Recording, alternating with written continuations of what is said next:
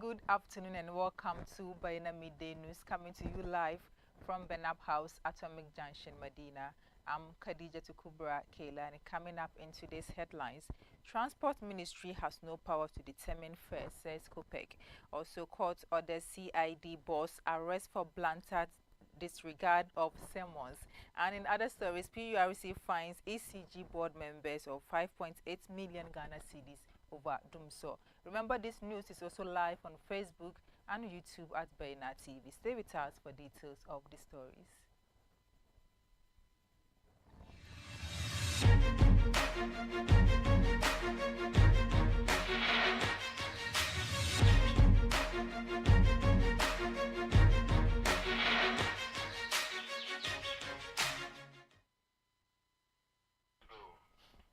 Thank you for staying with us. Now, starting off with some business stories.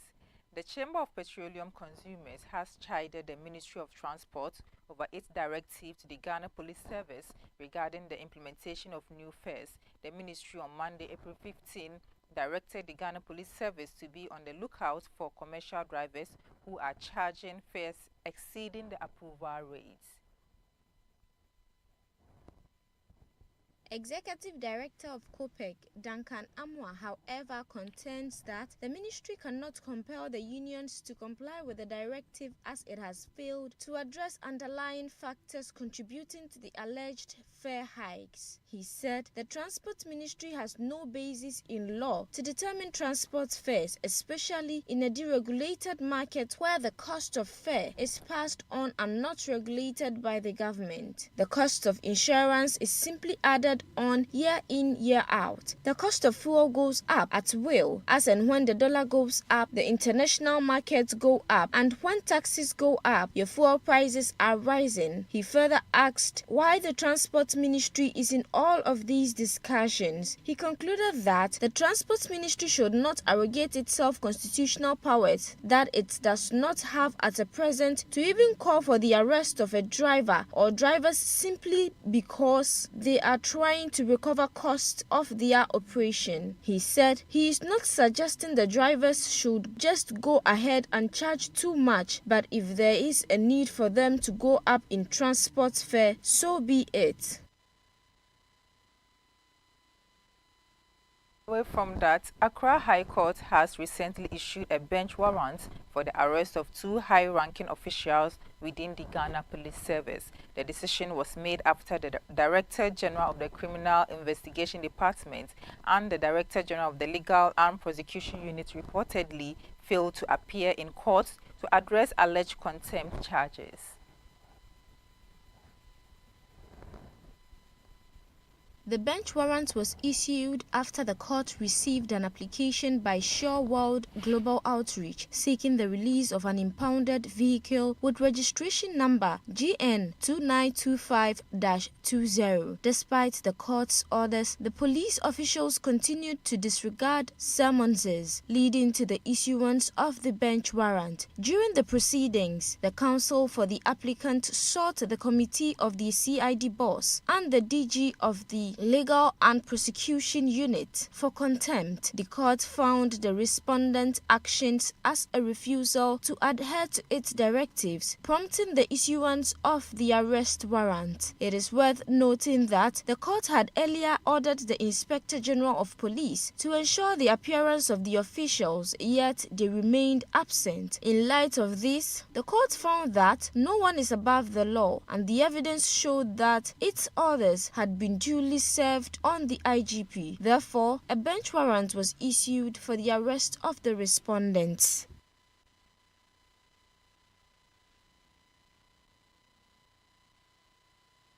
Flag bearer of the National Democratic Congress, John Dramani Mahama, has criticized President Nana Addo Dankwa Akufo-Addo's handling of the anti-LGBTQ bill, urging him to seek guidance from the Council of State.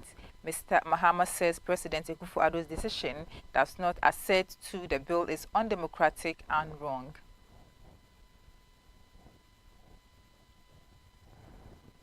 Speaking at a meeting with members of the clergy and imams in Nalerugu in the northeast region, Mr. Mahama says the Council of State must intervene. According to Mahama, the President can refer the bill to the Council of State for advice so that the Council of State will look at it and then they will write their advice to the President, and then the President will take that advice and based on that either to sign it, or if the Council of State raises legitimate issues, the President will send it back to Parliament with the issues that were raised by the Council of State. Mahama believes that this is what the Constitution says, but the Constitution also says that Parliament shall present the bill to the President and it is a constitutional action. And the fact that somebody has filed an interlocutory motion in the Supreme Court does not stop the Parliament from presenting the bill.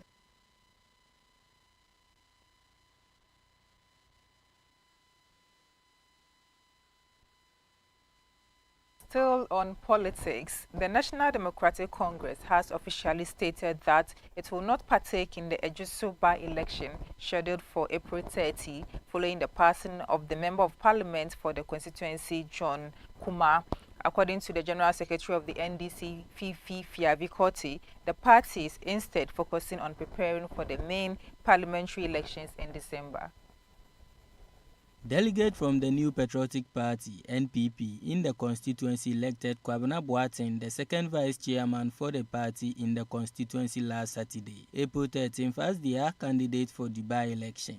In a media interaction, Fifi Fiavikoti reiterated the NDC's decision to abstain from the by-election, emphasizing their commitment to the groundwork for the December polls. He said the NDC will officially not be taking part in the Ejusu by-election. According to him, they have already set into motion processes leading to the December 7, just a few months away. They want to continue those processes and ensuring that come December 7. He added that they are well prepared to combat in all the constituencies and Ejusu will be one of them. So for this particular by-election, NDC will not be part of it and that they are very confident about the processes they have in place. Fifi Kweti said they just want to make sure they have the time to implement them fully, and between now and December 7th, they will be in position to make sure they are deploying everything that the NDC have done so that really will be the way they want to go.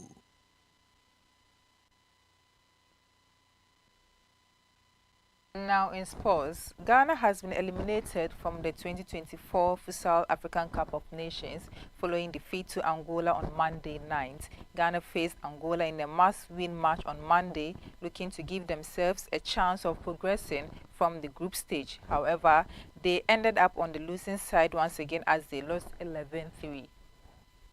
Angola came into the game with 3 points to their name, having won against Zambia in their second Group A game. The Sapo Antelopes of Angola started struggle against Ghana, taking charge in both halves to an end to the West Africans campaign in the tournament. The defeat means Angola finished the group games with 6 points, 3 behind group winners Morocco, who also beat Zambia. Ghana failed to accumulate a point in Morocco after 3 games, losing to Zambia, the host, and Angola. The Atlas Lion will face the runners-up of Group B in the semi-finals on Friday, 19th April, while Angola have a date with the winner of Group B on the same day at the magnificent Prince Maula Abdullah Hall.